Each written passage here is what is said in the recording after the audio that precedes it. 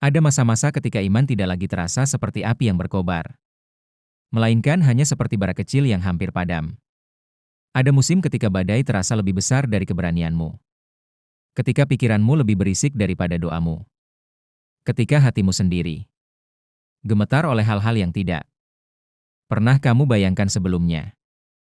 Ada saat ketika kamu mulai menjauh, pertanyaan semakin banyak, dan kamu mulai bertanya, apakah aku sudah terlalu jauh dari Tuhan? Tapi dengarkan baik-baik kebenaran yang lembut ini. Tuhan tidak memegangmu seperti kamu berusaha memegang Dia. Tanganmu bisa melemah. Perasaanmu bisa berubah-ubah. Pikiranmu bisa gelisah. Tapi genggamannya tidak pernah lepas.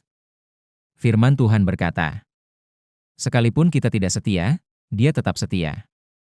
Bukan hanya saat semuanya baik. Bukan hanya saat imanmu kuat. Tetapi selalu. Petrus pernah merasakan ketakutan itu. Sesaat ia berjalan di atas air menuju Yesus. Namun detik berikutnya ia tenggelam karena melihat angin dan ombak. Saat ia mulai tenggelam, ia berseru.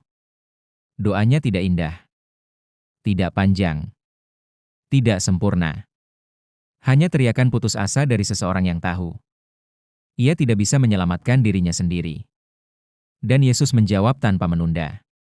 Dia tidak menunggu Petrus memiliki iman yang lebih kuat. Dia tidak berdiri diam sampai Petrus berani lagi. Dia langsung menjangkau di tengah badai dan mengangkatnya. Itulah hati Kristus sampai hari ini. Saat imanmu terasa tipis, Dia tetap dekat. Saat hatimu goyah, Dia tetap teguh.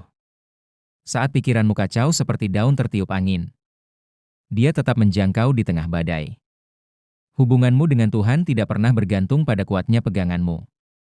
Selalu bergantung pada kesetiaannya. Apa yang Yesus kerjakan tidak akan runtuh hanya karena kamu lelah. Tidak akan hancur hanya karena kamu sedang berjuang. Kasih-Nya tetap bertahan.